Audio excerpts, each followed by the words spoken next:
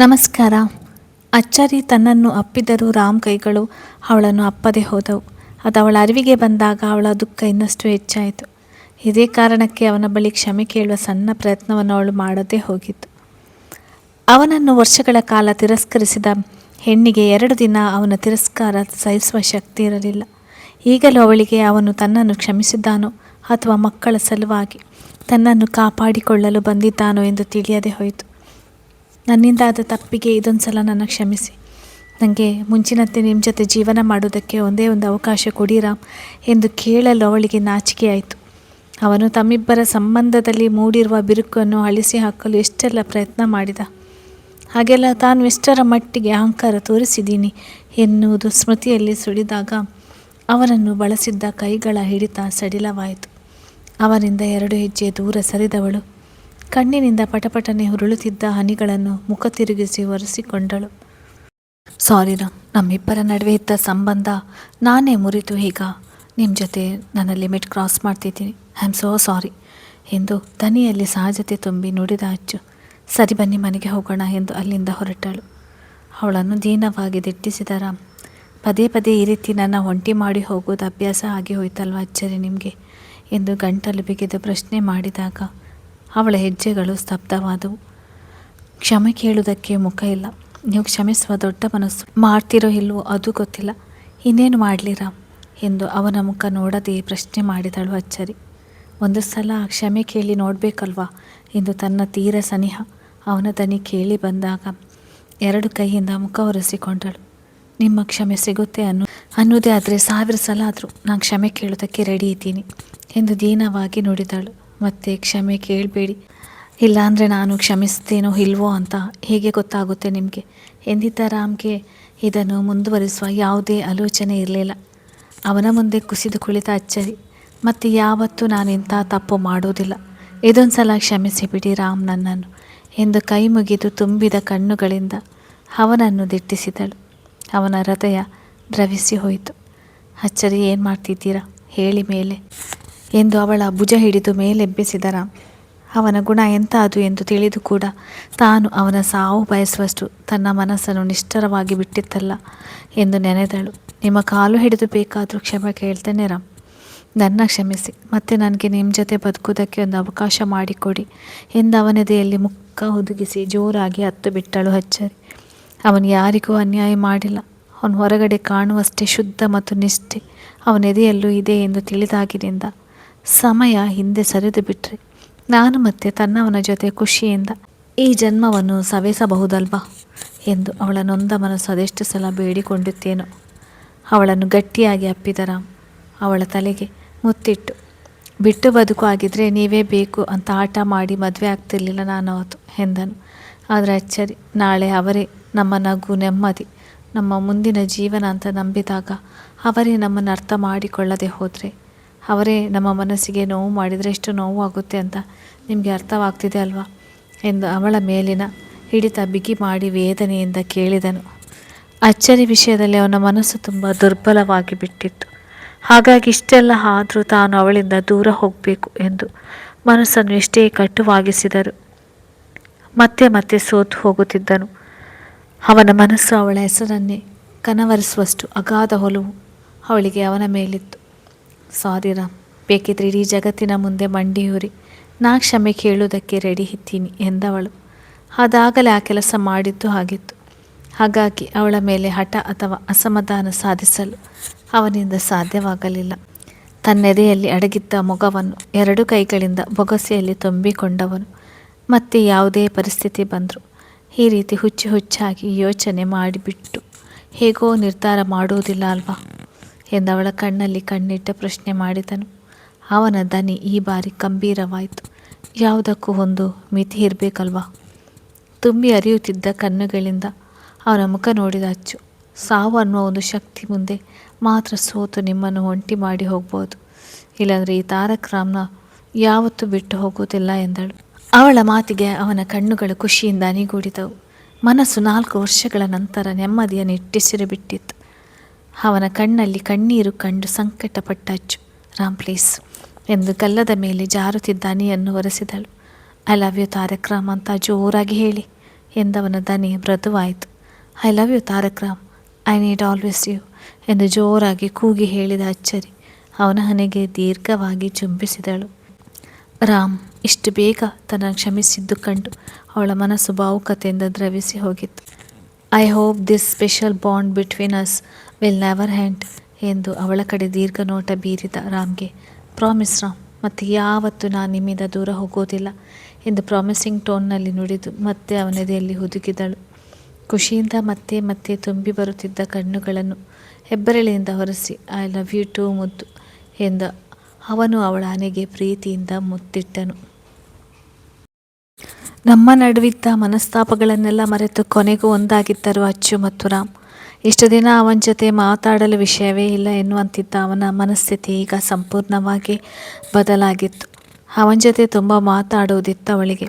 ಆದರೆ ವರ್ಷಗಳ ನಂತರ ಸಿಕ್ಕಿದ ಅದೇ ಹಳೆಯ ಅಕ್ಕರೆ ಆಪ್ಯಾಯತೆ ತುಂಬಿದ ಅವನ ಆಲಿಂಗನದ ಮುಂದೆ ಬೇರೆ ಏನು ಬೇಡವಿತ್ತು ಅವಳಿಗೆ. ಅವಳ ಸಾವಿರ ಭಾವನೆಗಳಿಗೆ ಸ್ಪಂದಿಸ್ತಿತ್ತು ಅವನ ಆ ಬಿಗು ಅಪ್ಪಿಗೆ. 4 ವರ್ಷಗಳಿಂದ ಈ ಒಂದು ಗಳಿಗೆಗಾಗಿ ಎದುರು ನೋಡಿದ್ದ ರಾಮ್ ಆ ಕ್ಷಣ ತನ್ನ ಜೀವನದಲ್ಲಿ ಅವಳಿಲ್ಲದ ಘೋರವಾದ ದಿನಗಳು ಕಣ್ಣ ಮುಂದೆ ಸುಳಿದಾಗ ವಿಲಪಿಸಿ ಬಿಟ್ಟನು. ಪಡೆದುಕೊಳ್ಳುವುದಕ್ಕಿಂತ ಪಡೆದು ಕಳೆದುಕೊಂಡಾಗ ಮನಸ್ಸಿನ ಜೊತೆ ಬದುಕಿಗೆ ಎಷ್ಟು ದೊಡ್ಡ ಪೆಟ್ಟು ಬೀಳುವುದೆಂಬುದು ಅವನಿಗೆ ಅರ್ಥವಾಗಿತ್ತು. Ram, I am so sorry ಎಂದಳು ಅವನ ಎದೆಗೊತ್ತಿ ಮತ್ತೆ ಸಣ್ಣದಾಗಿ ಬಿಕ್ಕಳಿಸುತ್ತಾ. ಮುದ್ದು, ನೀವು ದುಡುಕಿ ನನ್ನ ಮಕ್ಕಳನ್ನು ಶಾಶ್ವತವಾಗಿ ಬಿಟ್ಟು ಹೋಗುವ ನಿರ್ಧಾರ ಮಾಡಿದ್ರಲ್ಲ, ಈ ವಿಷಯದಲ್ಲಿ ನನಗೆ ಇನ್ನೂ ನಿಮ್ಮೆಲ್ಲ ಸಿಟ್ಟಿದೆ. ಬಟ್ ಅದಕ್ಕೂ ಮುಂಚೆ ಏನೇನೋ ಆಗಿದೆಯೋ ಅದೆಲ್ಲವನ್ನು ನಾನು ಅಷ್ಟಾಗಿ ಮನಸ್ಸಿಗೆ ಹಾಕಿಕೊಂಡಿಲ್ಲ. ಯಾಕೆಂದರೆ 4 ವರ್ಷದ ಹಿಂದೆ ನಾನು 2 ನಿಮಿಷ ತಾಳ್ಮೆ ವಹಿಸದೆ ಹೋದುದರಿಂದ ಇದೆಲ್ಲ ಆಗಿತ್ತು ಅಂತ ನನಗೆ ಚೆನ್ನಾಗಿ ಗೊತ್ತಿದೆ. ಈಗಲೂ ಪಶ್ಚಾತ್ತಾಪ ಪಡ್ತೀನಿ ಎಂದವನ ಕಣ್ಣಿನಲ್ಲಿ ಮತ್ತೆ ನೀರು ತುಂಬಿ ದನಿ ಆರ್ದ್ರವಾಗಿದ್ದನ್ನು ಕಂಡು ಅಚ್ಚರಿ ಮರುಗಿದಳು. ರಾಮ್ ಪ್ಲೀಸ್, ನೀವು ಈ ರೀತಿ ನೊಂದ್ಕೊಳ್ಬೇಡಿ. ಒಬ್ಬ ಅಣ್ಣನ ಜಾಗದಲ್ಲಿ ನಿಂತು ಯೋಚನೆ ಮಾಡಿದರೆ ನೀವು ಮಾಡಿದ್ದು ಸರಿಯಾಗೇ ಇತ್ತು. ಬಟ್ ನಾನೇ ಸಿಟ್ಟಿನಲ್ಲಿ ನಾಲ್ಗೆಗೆ ಕೆಲಸ ಕೊಟ್ಟು ಇಷ್ಟೆಲ್ಲ ಅನುಭವಿಸುವ ಹಾಗೆ ಮಾಡಿಬಿಟ್ಟೆ. ಲಹರಿ ಹಾಸ್ಪಿಟಲ್ನಲ್ಲಿದ್ದಾಗ ನೀವು ಸಾರಿ ಕೇಳಿದ್ರಿ, ಆದರೆ ನಾನೇ ತುಂಬ ಅತಿಯಾಗಿ ಮಾತನಾಡಿ ಮತ್ತೆ ನಿಮ್ಮ ಮನಸ್ಸಿಗೆ ನೋವು ಕೊಟ್ಟೆ. ಈಗ ಅದನ್ನೆಲ್ಲ ನೆನಪಿಸಿಕೊಂಡ್ರೆ ನನಗೆ ನಾಚಿಕೆ ಆಗುತ್ತದೆ. ಅಮ್ಮ ಹೇಳಿದ ಹಾಗೆ ನಾನು ನಿಮ್ಮನ್ನು ಪ್ರೀತಿನೇ ಮಾಡಲಿಲ್ಲ. ಇನ್ನು ನಿಮ್ಮ ಮನಸ್ಸನ್ನು ಹೇಗೆ ಅರ್ಥ ಮಾಡಿಕೊಳ್ಳಲಿ ಅಂತ ನನ್ನ ಮೇಲೆ ನನಗೆ ಅಸಹ್ಯ ಅನ್ನಿಸ್ತಿದೆ ಎಂದು ಗಲ್ಲದ ಮೇಲೆ ಜಾರಿದ ಹನಿಯನ್ನು ತೊಡೆದಳು. ತಾನವನಿಗೆ ಇಷ್ಟೆಲ್ಲ ನೋವು ಹಿಂಸೆ ಕೊಟ್ಟಿದ್ದೀನಿ ಎಂದು ನೆನೆದು ತಲೆ ತಗ್ಗಿಸಿ ನಿಂತ ಅವಳನ್ನು ಕಂಡು ಅವನ ಹೃದಯ ದ್ರವಿಸಿತು. ಅಚ್ಚರಿ, ನಾನು ನಿಮಗೆ ಕೊಟ್ಟ ನೋವಿನ ಮುಂದೆ ಇದ್ಯಾವುದೋ ಒಂದು ಲೆಕ್ಕನೇ ಅಲ್ಲ ಕಣೋ. ಹೌದು, ಆರವ್ ಸ್ಕೂಲ್ ಹತ್ತಿರ ನಾನು ನಿಮ್ಮ ಜೊತೆ ರಾಕ್ಷಸನಾಗಿ ವರ್ತಿಸಿದೆ. ಆಗ ನಿಜವಾಗಿಯೂ ನೀವೆಲ್ಲ ಹೇಳಿದಂತೆ ನಾನು ಮೊನ್ನೆಯವರೆಗೂ ಅಂದುಕೊಂಡಂತೆ ನನ್ನ ಕಂದನ ಜೀವಕ್ಕೆ ಅಪಾಯ ಏನಾದರೂ ಆಗಿದ್ದರೆ ಈ ಜನ್ಮ ಪೂರ್ತಿ ಆ ಪಶ್ಚಾತ್ತಾಪ ನನ್ನನ್ನು ಕಿತ್ತು ಕಿತ್ತು ತಿಂತಿತ್ತು. ಆ ಒಂದು ತಪ್ಪಿನ ಮುಂದೆ ನೀವು ಕೊಟ್ಟ ನೋವು ತೃಣಕ್ಕೆ ಸಮ ಅಷ್ಟೆ. ದಯವಿಟ್ಟು ನನ್ನ ಕ್ಷಮಿಸಿ ಬಿಡಿ. ನಾನು ಅವತ್ತು ನಿಮ್ಮ ಜೊತೆ ಅಕ್ಷರಾಂಶ ರಾಕ್ಷಸನಂತೆ ವರ್ತಿಸಿದ್ದೀನಿ ಎಂದು ಅವಳ 2 ಕೈಗಳನ್ನು ಹಿಡಿದು ಕ್ಷಮೆ ಕೇಳಿದನು ರಾಮ್. ಅವನದೆಷ್ಟೇ ಪಶ್ಚಾತ್ತಾಪ ಅನುಭವಿಸಿರ್ಬೋದು, ಬಟ್ ಅದೃಷ್ಟ ಕೆಟ್ಟು ಅಂದು ಅಚ್ಚರಿ ತನಗೆ ಸುಳ್ಳು ಹೇಳಿದಂತೆ ಚಾಂಚುವಕ್ಕೇನಾದರೂ ಹೆಚ್ಚು ಕಡಿಮೆ ಆಗಿಬಿಟ್ಟಿದ್ರೆ ಜೀವನದುದ್ದಕ್ಕೂ ಆ ಪಶ್ಚಾತ್ತಾಪದಲ್ಲಿ ನರಳುತ್ತಿದ್ದೆ ಎನ್ನುವುದರಲ್ಲಿ ಅನುಮಾನವೇ ಇರಲಿಲ್ಲ. ತಾನು ಅವನ ಮೇಲಿನ ಸಿಟ್ಟಿಗೆ ತನ್ನ ಕಂದನ ವಿಷಯದಲ್ಲಿ ಸುಳ್ಳು ಹೇಳಿ ಅವನಿಗೆ ಶಿಕ್ಷೆ ಕೊಟ್ಟು ಹೋದರೂ ಅವನು ಮಾತ್ರ ತನ್ನಿಂದಾದ ತಪ್ಪನ್ನು ನೆನೆದು ಈ ರೀತಿ ನೋವು ಪಡುತ್ತಿರುವುದು ಕಂಡು ಅಚ್ಚರಿಗೆ ಹೃದಯ ಕಿವುಚಿದಂತಾಯಿತು. ರಾಮ್, ನಿಮ್ಮ ಹಾಗೆ ಯೋಚನೆ ಮಾಡುವುದು ನನ್ನಿಂದ ಸಾಧ್ಯವಿಲ್ಲ.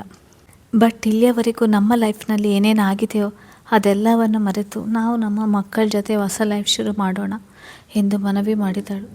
ತನ್ನ ಮುಷ್ಟಿಯಲ್ಲಿದ್ದವಳ ಮುಂಗೈಗೆ ಚುಂಬಿಸಿದ ರಾಮ್ ಎಂದು ಸಣ್ಣ ಮುಗುಳ್ನಗೆಯ ಮೂಲಕ ಒಪ್ಪಿಗೆ ಸೂಚಿಸಿದನು. ಅವನು ಒಪ್ಪಿಕೊಂಡಿದ್ದು ಕಂಡು ಅವಳ ಮುಖದಲ್ಲಿ ನೆಮ್ಮದಿಯ ನಗು ಮೂಡಿತು. ಅಂದಿನ ಸೂರ್ಯೋದಯ ನೋಡಲು ಬಂದಿದ್ದ ಜನರಲ್ಲಿ ಕೆಲವರು ತಮ್ಮನ್ನು ಗಮನಿಸ್ತಿರುವುದನ್ನು ಅರಿಯದಂತೆ ಮೆಲ್ಲಗೆ ಮತ್ತೆ ತನ್ನವನ ತೋಳು ಸೇರಿಕೊಂಡಾಚು ಥ್ಯಾಂಕ್ಸ್ ಎಂದಳು. ಅಷ್ಟರಲ್ಲಿ ಅವಳಿಗೆ ಸಿಯಾ ನೆನಪಾದಳು. ಒಡನೆ, ರಾಮ್, ನೀವು ಸಿಯಾಳನ್ನು ಮದುವೆ ಆಗಬೇಕು ಅಂತ ನಿರ್ಧಾರ ಮಾಡಿದ್ದು ಸತ್ಯನಾ ಎಂದು ಬೇರಿಸಿ ಗಂಭೀರವಾಗಿ ಪ್ರಶ್ನೆ ಮಾಡಿದಳು. ತನ್ನವಳ ಪ್ರಶ್ನೆಗೆ ಹಣೆ ಉಜ್ಜಿಕೊಂಡ ರಾಮ್, ಸಿಯಾಳಿಗಿಂತ ಮುಂಚೆ ಮಿಥಿಲಿ ಅನ್ನೋ ಹುಡುಗಿಯ ಕಡೆಯಿಂದಲೂ ಪ್ರಪೋಸಲ್ ಬಂದಿತ್ತು. ಅವಳ ಬಗ್ಗೆ ಯೋಚನೆ ಮಾಡ್ತಿದ್ದೆ. ಆದರೆ ಸಿಯಾಳೋ ಮಿಥಿಲಿಯೋ ಅನ್ನೋ ಗೊಂದಲ ಜಾಸ್ತಿ ಇತ್ತು. ಬಟ್ ಸಿಯಾ ನನ್ನ ಕಾಲೇಜ್ ಡೇಸ್ನಿಂದ ಇಷ್ಟಪಡ್ತಿದ್ಲಲ್ಲ, ಹಾಗಾಗಿ ಅವಳು ಇತ್ತೀಚೆಗಷ್ಟೇ ಮತ್ತೆ ಪ್ರಪೋಸ್ ಮಾಡಿದ್ಲು. ನೀವು ಬೇರೆ ನನ್ನ ಕ್ಷಮಿಸೋದೇ ಇಲ್ಲ ಅಂತ ಆಟಕ್ಕೆ ಬಿದ್ದಿದ್ರಿ. ಅದಕ್ಕೆ ನಾನು ಅವಳಿಗೆ ಓಕೆ ಹೇಳಿಬಿಟ್ಟೆ ಎಂದು ಏರಿಳಿತವಿಲ್ಲದ ದನಿಯಲ್ಲಿ ತನ್ನಗೆ ನುಡಿದನು, ಅವಳನ್ನು ಕಿರುಗಣ್ಣಿನಲ್ಲಿಯೇ ಗಮನಿಸುತ್ತ. ಅವನ ಮಾತಿಗೆ ಅವಳಿಗೆ ಸಿಟ್ಟು ಬಂದಿದ್ದು ಎಷ್ಟು ಸತ್ಯವೋ ಬೇಸರವಾಗಿತ್ತು ಅಷ್ಟೇ ಸತ್ಯವಾಗಿತ್ತು. ತನ್ನ ನಡವಳಿಕೆ ಅವನು ಇಂಥ ನಿರ್ಧಾರಕ್ಕೆ ಬರಲು ಕಾರಣ ಎಂಬುದು ಅವಳಿಗೆ ಅರ್ಥವಾಯಿತು. ಅವಳೇನಾದರೂ ಬಂದು ಈಗಲೂ ನೀವು ನನ್ನ ಮದುವೆ ಆಗಲೇಬೇಕು ಅಂದರೆ ಎಂದು ರಾಗವಾಗಿ ಕೇಳಿದಳು. ಅವಳ ಮುಖ ಅಸೂಯೆಯಿಂದ ಸಣ್ಣದಾಗಿರುವುದನ್ನು ಕಂಡು ರಾಮ್ಗೆ ಆಕೆಗಿನ್ನು ತನ್ನ ಮೇಲಿನ ಪೊಸೆಸಿವ್ನೆಸ್ ಕಡಿಮೆಯಾಗಿಲ್ಲ ಎಂಬುದು ತಿಳಿಯಿತು. ವರ್ಷಗಳ ನಂತರ ಅವಳನ್ನು ಕಾಡುವ ಅವಕಾಶ ಸಿಕ್ಕಿದ್ದರಿಂದ ಅದನ್ನು ಮಿಸ್ ಮಾಡಿಕೊಳ್ಳಲು ಅವನು ಬಯಸಲಿಲ್ಲ. ಅದನ್ನು ಅವಳ ಭುಜ ಬಳಸಿ ಅಂಕಿತ್ ಕಾರಿನ ಕಡೆ ಹೆಜ್ಜೆ ಹಾಕುತ್ತಾ, ಅವಳು ಇನ್ನೂ ನನ್ನ ಪ್ರೀತಿ ಮಾಡ್ತಿದ್ದಾಳೆ ಹೆಚ್ಚು. ಅವಳು ನಿಮಗೆ ಸವತಿಯಾಗಿ ಬರುವುದರಿಂದ ನಿಮಗೇನು ತೊಂದರೆ ಇಲ್ಲ ಅಂದರೆ ನಾನು ಅವಳನ್ನು ಮದುವೆ ಆಗ್ತೀನಿ. ಪಾಪ ಅವಳದು ಟ್ರೂ ಲವ್ ಎಂದು ಅಮಾಯಕ ಮುಖ ಹೊತ್ತು ಉಸಿರಿದಾಗ ಅಚ್ಚರಿ ಅವನನ್ನು ಸಿಟ್ಟಿನಲ್ಲಿ ದುರುಗಟ್ಟಿ ನೋಡುತ್ತಾ, ಐ ಹೇಟ್ ಯು. ನಾನು ಸಿಗದೆ ಹೋದರೂ ಬೇರೆ ಹುಡುಗಿಯರ ಬಗ್ಗೆ ಕನಸಿನಲ್ಲೂ ಯೋಚನೆ ಮಾಡೋದಷ್ಟು ಪ್ರೀತಿ ಇತ್ತು ನಿಮಗೆ ಮೊದಲು. ಆದರೆ ಈಗ ನಾನು ಮತ್ತೆ ಲೈಫ್ಗೆ ವಾಪಸ್ ಬಂದರು, ಅದು 2 ಮಕ್ಕಳಿದ್ದರು, ನಾನು ಒಪ್ಪಿದರೆ ಇನ್ನೊಂದು ಮದುವೆ ಆಗ್ತೀನಿ ಅಂತ ಹೇಳ್ತಿದ್ದೀರಲ್ಲ. ಅಯ್ಯೋ ದೇವ್ರೆ, ಇಲ್ಲಿ ಯಾರು ನನಗೆ ಆಗ್ತಿರುವ ಅನ್ಯಾಯ ಪ್ರಶ್ನೆ ಮಾಡುವುದೇ ಇಲ್ವಾ ಎಂದು ಮೂಗು ಸುರುಗುಟ್ಟುತ್ತಾ ಮತ್ತೆ ಅಳಲು ಶುರು ಮಾಡಿದಳು. ರಾಮ್ ಗಲಿಬಿಲಿಯಲ್ಲಿ ಅವಳ ಬಾಯನ್ನು ಉಸಿರು ಆಚೆ ಬಾರದಂತೆ ಭದ್ರವಾಗಿ ಮುಚ್ಚಿ ತನ್ನ ಸುತ್ತಲೂ ನೋಡಿದನು. ಅವಳ ಮಾತುಗಳನ್ನು ಯಾರಾದರೂ ಸೀರಿಯಸ್ ಆಗಿ ತೆಗೆದುಕೊಂಡು ಬಿಟ್ಟರೆ ತನ್ನ ಗ್ರಾಚಾರ ಕೆಡುವುದು ಎಂಬ ಭಯ ಅವನಲ್ಲಿ ಸುಳಿದಾಡಿತು. ಹೇ ಬಿಡಿ, ನೀವು ಸರಿಯಿಲ್ಲ ಎಂದು ಅವಳ ಬಾಯನ್ನು ಮುಚ್ಚಿದ್ದ ಕೈಯನ್ನು ಹಿಂದೆ ಸರಿಸಿ ಮುನಿಸಿನಿಂದ ನುಡಿದಳು. ನಿಮ್ಮಿಂದ ಆಗುತ್ತಾ ನನ್ನ ಜಾಗದಲ್ಲಿ ಬೇರೆ ಗಂಡಸನ್ನು ಇಮ್ಯಾಜಿನ್ ಮಾಡಿಕೊಳ್ಳುವುದಕ್ಕೆ ಎಂದು ದೀನವಾಗಿ ಕೇಳಿದ ರಾಮ್. ಅವಳ ಮುಖವನ್ನು ಸವರಿದವನು, ನಾನು ಮೊನ್ನೆ ನಿಮ್ಮ ಮುಂದೆ ಕ್ಲಿಯರ್ ಆಗಿ ಹೇಳಿಲ್ವಾ, ಈ ಜನ್ಮದಲ್ಲಿ ತಾರಕ್ ರಾಮ್ನ ಹೊರತುಪಡಿಸಿ ಬೇರೆ ಯಾವುದೇ ಗಂಡಸಿಗೂ ನನ್ನ ಲೈಫ್ನಲ್ಲಿ ಜಾಗ ಇಲ್ಲ ಅಂತ ಎಂದವಳು ದಬಾಯಿಸಿದಳು. ಹೌದಾ, ಹಾಗಾದರೆ ನಾನು ಹೀಗೆ ನನ್ನ ಲೈಫ್ನಲ್ಲಿ ಅಚ್ಚರಿ ಸ್ಥಾನವನ್ನು ಬೇರೆ ಹೆಣ್ಣಿಗೆ ಬಿಟ್ಟು ಕೊಡ್ತೀನಿ. ಅಚ್ಚರಿ ಜೊತೆ ಬದುಕೋ ಋಣ ಇಲ್ಲದೆ ಹೋದರು. ಅವಳ ಮೇಲಿನ ಒಲವು ಯಾವತ್ತೂ ಬತ್ತಿಲ್ಲ ನನ್ನೆದೆಯಲ್ಲಿ. ಅಂಥದ್ರಲ್ಲಿ ಮದುವೆ ಆಗ್ತೀನಾ? ಛೀ, ಹೇಗೆ ಈ ರೀತಿಯೆಲ್ಲ ಯೋಚನೆ ಮಾಡ್ತೀರಾ ಎಂದು ಹನೆ ಸಿಂಡರಿಸಿ ಪ್ರಶ್ನೆ ಮಾಡುತ್ತಾ ಅವನು ಮುಂದೆ ನಡೆದರೆ ಅವನು ಹಿಂಬಾಲಿಸಿದ ಅಚ್ಚು ಕೇಳಿದಳು. ಮತ್ತು ಅವಳು ಯಾಕೆ ನೆನ್ನೆ ನೈಟ್ ಕಾಲ್ ಮಾಡಿ, ನೀನು ಹೇಗೋ ರಾಮ್ಗೆ ಡೈವರ್ಸ್ ಕೊಡ್ತಿದ್ಯಲ್ಲ, ಸೊ ಇನ್ನು ಸ್ವಲ್ಪ ದಿನದಲ್ಲಿ ನಾನು ಮದುವೆ ಆಗ್ತಿದ್ದೀನಿ ಅಚ್ಚರಿ. ಅದಕ್ಕೆ ನಿನ್ನ ಕುತ್ತಿಗೆಯಲ್ಲಿರುವ ತಾಳಿ ನೀನು ನಿಮ್ಮ ಮದುವೆಗೆ ಹಾಕಿಕೊಂಡಿದ್ದ ಧಾರೆ ಸೀರೆ ನನಗೆ ಕೊಡು ಅಂತ ಕೇಳಿದ್ಲು ಎಂದು ಅಸಮಾಧಾನದಿಂದ ಕೇಳಿದಳು. ಅವಳ ಮಾತಿಗೆ ರಾಮ್ ನಿಂತಲ್ಲೇ ನಿಂತ ಆಶ್ಚರ್ಯಚಕಿತನಾಗಿ ಅವಳ ಕಡೆ ತಿರುಗಿ, ಏನು ಹೇಳ್ತಿದ್ದೀರಾ ಎಂದು ಕೇಳಿದನು. ಅವನಿಗೆ ಇದು ಹೊಸ ವಿಷಯವಾಗಿತ್ತು. ಸಿಯಾ ತನಗೆ ತಿಳಿಯದಂತೆ ತನ್ನವಳ ಜೊತೆ ಈ ರೀತಿಯೆಲ್ಲ ಮಾತಾಡಿದಾಳ ಎಂಬುದು ಅವನಿಗೆ ಬೇಸರ ತರಿಸಿತು. ಆದರೆ ಅದೇ ಸಮಯಕ್ಕೆ ಅಲ್ಲಿಗೆ ಬಂದಿದ್ದ ಸಿಯಾಳಿಗೆ ಮಾತ್ರ ಗಂಟಲು ಒಣಗಿದಂತಾಗಿತ್ತು. ರಾಮ್ ಅಚ್ಚರಿ ವಿಷಯದಲ್ಲಿ ಎಷ್ಟರ ಮಟ್ಟಿಗೆ ಸೂಕ್ಷ್ಮವಾಗಿದ್ದಾನೆ ಎಂಬುದು ಅವಳಿಗೆ ತಿಳಿದಿರದ ವಿಷಯವೇನಲ್ಲವಲ್ಲ.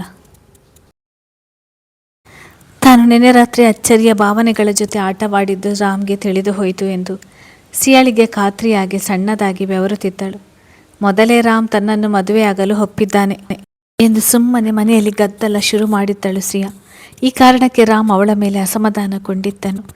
ಈಗ ತನ್ನವಳ ತಾಳಿ ಹಾಗೂ ಮಾಂಗಲ್ಯದ ವಿಷಯದಲ್ಲಿ ಅವಳ ಭಾವನೆಗಳ ಜೊತೆ ಆಟವಾಡಿದ್ದಾಳೆ ಎಂದು ತಿಳಿದರೆ ರಾಮ್ ತನ್ನ ಮೇಲೆ ಹೇಗೆ ಹುರಿದು ಬೀಳುವನೋ ಎಂದು ಯೋಚಿಸಿದ ಸಿಯಾ ಭಯದಲ್ಲಿ ಉಗುಳು ನುಂಗುತ್ತಾ ಕೈ ಇಸಿಕಿಕೊಳ್ಳುತ್ತಾ ನಿಂತಳು. ಆದರೆ ಅವಳು ತಮ್ಮ ಬಳಿ ಬಂದಿದ್ದು ಅಚ್ಚರಿಗೆ ಕಂಡರೂ ಅವಳಿಗೆ ಬೆನ್ನಾಕಿ ನಿಂತಿದ್ದ ರಾಮ್ಗೆ ಅದು ತಿಳಿಯಲಿಲ್ಲ. ಹಾಗಾಗಿ ಅಚ್ಚರಿ, ಏನು ಹೇಳ್ತಿದ್ದೀರಾ? ಸಿಯಾ ನಿಮ್ಮನ್ನು ಹಾಗೆಲ್ಲ ಕೇಳಿದ್ಲ ಎಂದು ರಾಮ್ ಅಸಮಾಧಾನ ತುಂಬಿದ ದನಿಯಲ್ಲಿ ಪ್ರಶ್ನೆ ಮಾಡಿದನು. ಒಂದು ವೇಳೆ ಅಚ್ಚು ಹೌದು ಎಂದು ಬಿಟ್ಟರೆ ಅದೇ ಕ್ಷಣ ರಾಮ್ ಅವಳ ಜೊತೆಗಿನ ಸ್ನೇಹಕ್ಕೆ ಅಂತ್ಯ ಹಾಡಿಬಿಡುವನು ಎನ್ನುವಂತಿದ್ದ ಪರಿಸ್ಥಿತಿ. ಅದನ್ನು ನೆನೆದು ಕಸಿವಿಸಿಕೊಂಡ ಸಿಯಾ ಅಚ್ಚರಿ ಅವನ ಪ್ರಶ್ನೆಗೆ ಉತ್ತರಿಸದೆ ತನ್ನ ಕಡೆ ನೋಡಿದೊಡನೆ ಪ್ಲೀಸ್ ನೋ ಅಂತ ಹೇಳು ಎಂದು ಕೈ ಮುಗಿದು ಮನವಿ ಮಾಡಿದಳು. ಅವನ ಪ್ರೀತಿಯಂತೂ ಈ ಜನ್ಮಕ್ಕೆ ತನಗೆ ಸಿಗಲಿಲ್ಲ. ಕೊನೆಯ ಪಕ್ಷ ಅವನ ಸ್ನೇಹವನ್ನಾದರೂ ಕೊನೆಯವರೆಗೂ ಉಳಿಸಿಕೊಳ್ಳುವ ಇರಾದೆ ಅವಳದಾಗಿತ್ತು. ಕೈ ಮುಗಿದು ಮನವಿ ಮಾಡುತ್ತಿದ್ದ ಸಿಯಾಳ ಕಣ್ಣಿನಲ್ಲಿದ್ದ ಭಯ ಕಂಡು ದಟ್ಟ ಉಸಿರನ್ನು ಹೊರಹಾಕಿದ ಅಚ್ಚು, ಸುಮ್ಮನೆ ತಮಾಷೆ ಮಾಡಿದೆ. ನಿಮ್ಮ ಮನಸ್ಸಿನಲ್ಲಿ ಆ ಹೆಣ್ಣಿನ ಬಗ್ಗೆ ಏನಿದೆಯೋ ಅಂತ ಪರೀಕ್ಷೆ ಮಾಡುವುದಕ್ಕೆ ಎಂದು ಚೂರು ತಡವರಿಸದೆ ನುಡಿದಳು. ಇಂದು ರಾಮ್ ತನ್ನ ಮುಂದೆ ಜೀವಂತವಾಗಿ ನಿಂತಿದ್ದಾನೆಂದರೆ ಅದಕ್ಕೆ ಸಿಯಾಳೆ ಕಾರಣ ಎನ್ನುವ ಕೃತಜ್ಞತೆ ಅವಳಲ್ಲಿತ್ತು. ಅಚ್ಚರಿಯ ಮಾತಿಗೆ ರಾಮ್ ಮುಖದಲ್ಲಿ ಅಸಹನೆ ಸುಳಿದಾಡಿದರೆ ಸಿಯಾ ಇಷ್ಟೊತ್ತು ಬಿಗಿ ಹಿಡಿದಿದ್ದ ಉಸಿರನ್ನು ಹೊರಹಾಕಿ ನಿರಾಳವಾಗಿ ಉಸಿರು ತೆಗೆದುಕೊಂಡಳು. ಅದನ್ನು ಕಂಡು ತನ್ನೊಳಗೆ ನಕ್ಕ ಅಚ್ಚು ತನ್ನ ಕಡೆ ಅಸಮಾಧಾನ ನೋಟ ಬೀರುತ್ತಾ ನಿಂತಿದ್ದ ತನ್ನವನ ಬಳಿ ಬಂದು, ಅಯ್ಯೋ ಸಾರಿ ರೀ, ಆ ಹುಡುಗಿ ನಾನು ನಿಮ್ಮನ್ನು ಮದುವೆ ಆಗ್ತೀನಂತ ಏನೇನೋ ಹೇಳ್ತಿದ್ಲಲ್ಲ, ಅದಕ್ಕೆ ಹೀಗೆ ಅಂದೆ ಎಂದು ಸುಮ್ಮನಾದಳು. ಅವಳನ್ನು ಕಂಡು, ಮುದ್ದು, ನಿಮಗೆ ಸಿಟ್ಟು ಮಾಡಿಕೊಂಡು ದುರುಗಟ್ಟಿ ನೋಡೋದಕ್ಕೆ ಮಾತ್ರನೇ ಬರುವುದು, ಸುಳ್ಳು ಹೇಳುವುದಕ್ಕೆ ಅಲ್ಲ ಎಂದು ಮನಸ್ಸಿನಲ್ಲಿ ಉಸಿರಿದರ ತನ್ನ ಹಿಂದೆ ಸಿಯಾ ನಿಂತಿದ್ದಾಳೆ ಎನ್ನುವುದನ್ನು ಆಗಲೇ ಗ್ರಹಿಸಿದ್ದನು. ಸರಿ ಬನ್ನಿ ಹೋಗೋಣ ಎಂದು ತನ್ನವಳ ಭುಜ ಬಳಸಿ ಹಿಂದೆ ತಿರುಗಿದಾಗ ರಾಮ್ ಸಿಯಾಳನ್ನು ಗುರಾಯಿಸಿ ಅಲ್ಲಿಂದ ಮುಂದೆ ನಡೆದನು. ಅವಳು ಎಷ್ಟರ ಮಟ್ಟಿಗೆ ತನ್ನವಳಿಗೆ ಕಾಟ ಕೊಟ್ಟಿದ್ದಾಳೆ ಎಂದು ಅವನಿಗೆ ತಿಳಿದಿತ್ತು. ಆದರೆ ಅಭಿ ಕೇಸ್ ವಿಷಯದಲ್ಲಿ ತನ್ನ ಮೇಲೆ ಯಶಸ್ ಕಡೆಯ ಹುಡುಗರು ಅಟ್ಯಾಕ್ ಮಾಡಿದ ಸಮಯದಲ್ಲಿ ಮತ್ತು ಅಚ್ಚರಿ ಎಲ್ಲಿದ್ದಾಳೆಂದು ತಿಳಿಯಲು ಅವಳು ಮಾಡಿದ ಸಹಾಯವನ್ನು ಮರೆಯದ ರಾಮ್ ತನ್ನ ಕೊನೆಯ ಶ್ವಾಸದವರೆಗೂ ಅವಳಿಗೆ ಋಣಿಯಾಗಿರಲು ಬಯಸುತ್ತಿದ್ದನು. ರಾಮ್, ಅಚ್ಚರಿಗೇನೂ ಆಗಿಲ್ವಲ್ಲ ಎಂದು ಸಿಯಾ ಅವಸರದಲ್ಲಿ ಪ್ರಶ್ನೆ ಮಾಡುತ್ತಾ ಅವರ ಹಿಂದೆ ಬಂದಳು. ದೇವರ ದಯೆ, ನೀನು ಹೇಳಿದಾಗೆ ಏನೂ ಆಗಿಲ್ಲ ಎಂದು ಉತ್ತರಿಸಿದ ರಾಮ್ ಗಂಭೀರವಾಗಿದ್ದನು. ಸಿಯಾ ಪ್ರಾಮಾಣಿಕವಾಗಿ ನುಡಿದಳು. ರಾಮ್, ಅಂಕಲ್ ಕಾರ್ ಬೆಟ್ಟದಿಂದ ಪ್ರತಾಪಕ್ಕೆ ಬಿದ್ದಿದೆ ಅಂತ ಮಾತ್ರ ಆಫೀಸರ್ಸ್ ಕ್ಲಾರಿಟಿ ಕೊಟ್ಟಿದ್ದು. ರಾಮ್ ಅಚ್ಚರಿ ಕಡೆ ತಿರುಗಿ ಅರ್ಧ ಗಂಟೆ ಮೊದಲು ಅಲ್ಲಿ ಏನೇನಾಯಿತು ಎಂದು ವಿವರಿಸಿದಾಗ ಅಚ್ಚರಿಗೆ 1-2 ನಿಮಿಷ ಸ್ವರವೇ ಹೊರಡಲಿಲ್ಲ. ಅಷ್ಟು ಆಘಾತವಾಗಿತ್ತು ಅವಳಿಗೆ. ಅಂಕಿತ್ ಮತ್ತು ರಾಮ್ ತನ್ನ ಜೀವಕ್ಕೆ ಅಪಾಯವಾಗಿದೆ ಎಂದು ಎಷ್ಟರ ಮಟ್ಟಿಗೆ ಕಂಗಾಲಾಗಿರ್ಬೋದು ಎಂದು ಅಂದಾಜಿಸಿದ ಹೆಣ್ಣು. ಸಾರಿ ರಾಮ್, ಮತ್ತೆ ನಾನು ಯಾವತ್ತೂ ಇಂಥ ಹುಚ್ಚಾಟ ಆಡಿ ನಿಮಗೆ ಟೆನ್ಷನ್ ಕೊಡೋದಿಲ್ಲ ಎಂದು ಪಶ್ಚಾತ್ತಾಪದಿಂದ ನುಡಿದಳು. ಅವಳ ಕಣ್ಣುಗಳು ಮತ್ತೆ ತುಂಬಿ ಬಂದವು. ಈಗಾಗಲೇ ಅವಳಿಗೆ ತಾನು ಮಾಡಲು ಹೊರಟಿದ್ದು ತಪ್ಪು ಎಂದು ಅರಿವಾಗಿದ್ದರಿಂದ ದೀರ್ಘ ಶ್ವಾಸ ಹೊರ ಹಾಕಿದ ರಾಮ್, ಮನೆಗೆ ಹೋಗೋಣವಾ, ಮಕ್ಕಳಿಗೆ ಎಚ್ಚರ ಆಗೋದಕ್ಕೆ ಮುಂಚೆ, ಆ್ಯಂಡ್ ಆ ಡೈರಿಯನ್ನು ಕೂಡ ನಾನು ಟೆನ್ಷನ್ನಲ್ಲಿ ಆರವ್ ಬೆಡ್ ಮೇಲೆಯೇ ಬಿಟ್ಟು ಬಂದಿದ್ದೀನಿ ಎಂದಾಗ ಗಾಬರಿಯಲ್ಲಿ ಅಚ್ಚರಿ ಹಣೆ ಹೊತ್ತಿಕೊಂಡಳು. ಅರೆ ಬೇಗ ಬನ್ನಿ, ಆರವ್ ಏನಾದರೂ ಡೈರಿ ಓದಿದರೆ ಗಾಬರಿ ಆಗ್ತಾನೆ, ಇನ್ನು ಅತ್ತೆ ಏನಾದರೂ ನನ್ನ ಎಬ್ಬಿಸೋದಕ್ಕೆ ರೂಮಿಗೆ ಬಂದು ಅವರ ಕಣ್ಣಿಗೆ ಆ ಡೈರಿ ಬಿದ್ದರೆ ಬಹಳ ನೊಂದುಕೊಳ್ತಾರೆ ಎಂದು ಎದುಸಿರು ಬಿಡುತ್ತಾ ಬಡಬಡಿಸಿದಳು. ರಾಮ್ ಕೈ ಹಿಡಿದು ಅಲ್ಲಿಂದ ಅವಸರದಲ್ಲಿ ಹೆಜ್ಜೆ ಹಾಕಿದ ಅಚ್ಚರಿಯನ್ನು ಮತ್ತು ರಾಮ್ನ ನೋಡುತ್ತಾ ಸಿಯಾ ಮಾತ್ರ ಪೆಚ್ಚಾಗಿ ನಿಂತಿದ್ದಳು. ಅವರು ತನ್ನ ಜೊತೆ ಮಾತಾಡೋದಾಗಲಿ ತಾನು ಕೂಡ ಜೊತೆಗಿದ್ದೇನೆ ಎನ್ನುವುದನ್ನು ಮರೆತು ತಮ್ಮ ಪಾಡಿಗೆ ತಾವು ಹೊರಟಿದ್ದು ಕಂಡವಳಿಗೆ ಒಂಥರ ಬೇಸರವಾಯಿತು. ಅತ್ತ ಅಂಕಿತ್ ಕಂಗಾಲಾಗಿದ್ದನು. ಮತ್ತೆ ಅಣ್ಣ ಅತ್ತಿಗೆಯ ನಡುವೆ ಮಾತಿಗೆ ಮಾತು ಬೆಳೆದು ಅಂತರ ಹೆಚ್ಚಾಗುವುದೋ ಎಂದು. ಆದರೆ ರಾಮ್ ತನ್ನವಳ ಭುಜ ಬಳಸಿ ಬರುತ್ತಿದ್ದುದನ್ನು ಮತ್ತು ಅವರ ಮುಖದಲ್ಲಿದ್ದ ನೆಮ್ಮದಿಯನ್ನು ಕಂಡು ನಿರಾಳನಾದನು. ಅವರಿಬ್ಬರ ನಡುವಿದ್ದ ಅಸಮಾಧಾನ ತೊಡೆದು ಹೋಗಿದೆ ಎಂದು ಅರಿವಾಗಿ ಅಲ್ಲಿಯೇ ದೇವರಿಗೆ ಕೈಮುಗಿದು ಧನ್ಯವಾದ ಅರ್ಪಿಸಿದನು. ಆದರೆ ಅಚ್ಚರಿಗೆ ಅಂಕಿತ್ ಮೇಲೆ ಇನ್ನೂ ಸಣ್ಣ ಸಿಟ್ಟಿತ್ತು. ಅವನು ಸಿಯಾ ಜೊತೆ ಸೇರಿಕೊಂಡು ತನಗೆ ಹೇಗೆಲ್ಲ ಹಿಂಸೆ ಮಾಡಿದ್ದಾನೆ ಎಂದು ಅವಳು ಮರೆತಿರಲಿಲ್ಲ. ರಾಮ್, ಬೇಗ ಮನೆಗೆ ಹೋಗಬೇಕು ಪ್ಲೀಸ್ ಎಂದು ಅಚ್ಚರಿ ಮನವಿ ಮಾಡಿದಳು. ರಾಮ್ ಸ್ವತಃ ಕಾರ್ ಡೋರ್ ಓಪನ್ ಮಾಡಿ ಅವಳನ್ನು ಪ್ಯಾಸೆಂಜರ್ ಸೀಟ್ನಲ್ಲಿ ಕೂರಿಸಿದ್ದನ್ನು ಕಂಡು ಅಂಕಿತ್ ಕಣ್ಣು ಕಿರಿದಾಗಿಸಿ ಆಶ್ಚರ್ಯದಿಂದ ನೋಡಿದನು. ಆದಷ್ಟು ಬೇಗ ಅವರಿಬ್ಬರು ತಮ್ಮ ಹಳೆಯ ಪ್ರೇಮಲೋಕಕ್ಕೆ ಮರಳಿದ್ದಾರೆ ಎಂದರೆ ಅವರ ಕಣ್ಣಿನಲ್ಲಿದ್ದ ಹೊಲವು ಮತ್ತು ಜೇನಿನಷ್ಟು ಸಿಹಿಯಾಗಿದ್ದ ಅವರ ಧ್ವನಿಯೇ ಅದಕ್ಕೆ ಸಾಕ್ಷಿಯಾಗಿತ್ತು. ಕತೆ ಮುಂದುವರಿಯುತ್ತದೆ. ಹಾಗೆ ಚಾನಲನ್ನು ಪ್ಲೀಸ್ ಹೈಪ್ ಮಾಡಿ. ಆಮೇಲೆ ಇನ್ನೊಂದು ವಿಷಯ, ಹೆಚ್ಚಿನವರು ಮದುವೆ ಕತೆ ಮತ್ತು ಪ್ರೇಮ ಕತೆ ಯಾವಾಗ ಕಂಟಿನ್ಯೂ ಮಾಡ್ತೀರಾ ಅಂತ ಕೇಳಿದರು. ಈ ಕತೆ ಮುಗಿದ ನಂತರ ಅದನ್ನು ಇದರಲ್ಲೇ ಕಂಟಿನ್ಯೂ ಮಾಡ್ತೇನೆ. ಓಕೆ, ಧನ್ಯವಾದಗಳು.